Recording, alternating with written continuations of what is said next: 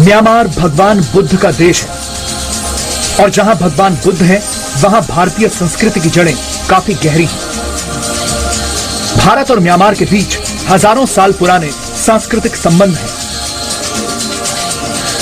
और अब एक बार फिर भारत और म्यांमार के संबंधों में नई जान डालने का वक्त है।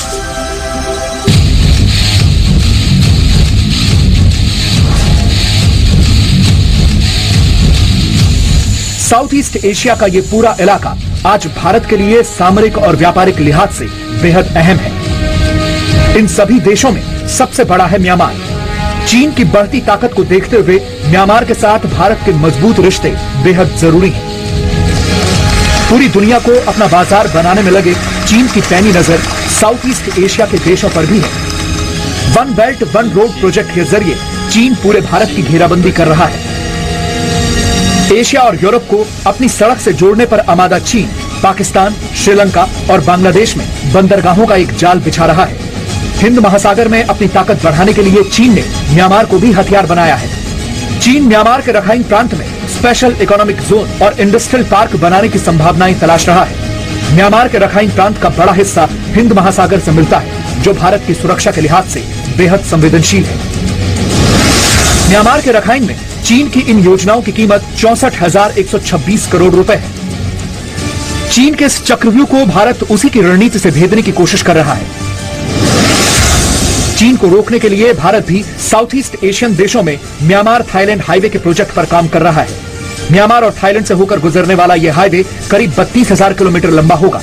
भारत ने वर्ष 2018 तक इस प्रोजेक्ट को पूरा करने का लक्ष्य रखा है।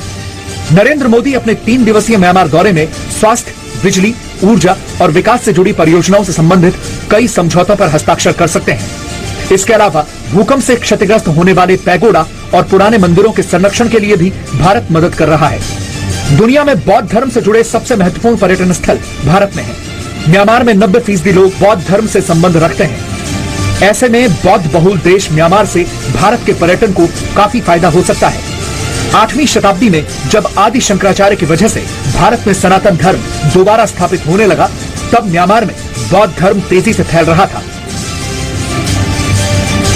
अंग्रेजों के खिलाफ आजादी की लड़ाई में भी भारत और म्यांमार का गहरा रिश्ता है। वर्ष 1885 में जब अंग्रेजों ने पूरी तरह बर्मा को जीत लिया, तब ब्रिटिश राज के भारत का नक्शा कुछ इस तरह था। इस नक्शे में म्यांमार भी शामिल था। वर्ष 1886 में अंग्रेजों ने बर्मा को भारत का ही एक प्रांत बना दिया था, लेकिन 1937 के बाद बर्मा पर शासन के लिए अंग्रेजों ने अलग व्यवस्था बनाई। 1857 में प्रथम स्वतंत्रता संग्राम को कुचलने के बाद अंग्रेजों ने दिल्ली के बादशाह बहादुर शाह जफर को नजरबंद कर रंगून भेज दिया था। रंगून में ही वर्ष 1862 में बहादुर शाह जफर का निधन हुआ। आज भी बहादुर शाह जफर की यादें म्यांमार में जिंदा हैं। मैं मुगल साम्राज्य के आखिरी बादशाह बहादुर शाह जफर की दरगाह पे खड़ा हूँ। ये दरगाह यंगून में बनी है और कहानी बड़ी छोटी सी है कि 1857 में जब संग्राम हुआ था और बाकी तमाम राजा एक साथ आए थे ब्रिटिश हुकूमत को हिंदुस्तान से हटाने के लिए, तो बहादुर शाह जफर को एक तरीके से फिगर हेड बना लिया गया था। लेकिन हुआ ये कि 1857 में न केवल मुगल साम्राज्य का अंत हुआ, पर हिंदुस्तान में कंपनी राज का भी अंत हुआ और सीधे सीधे भारत की सरकार यानी भारत की मिल्कियत ब्रिटिश सरकार के हाथ में आ गई। बहादुर शाह जफर ने अपने वतन से दूर 5 वर्ष म्यांमार में बिताए थे। बहादुर शाह जफर हिंदुस्तान में आखिरी सांस लेना चाहते थे, लेकिन ऐसा नहीं हो सका।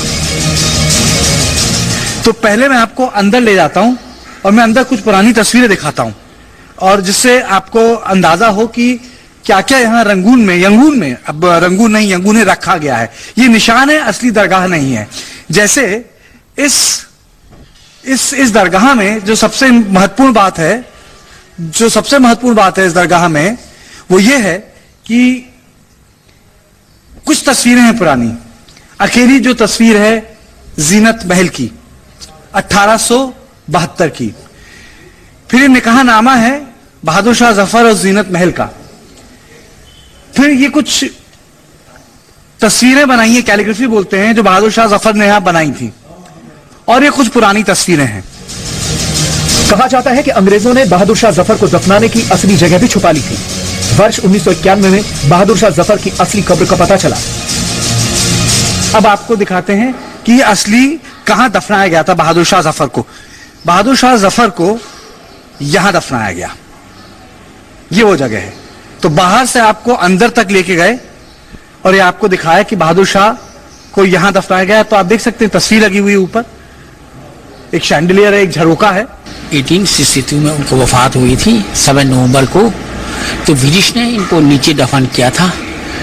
ब्रिटिश नीचे दफन करके मिट्टी डालकर उनका निशान गायब कर दिया था और उन्होंने जगह गलत बता दी कि वहां दफन किया।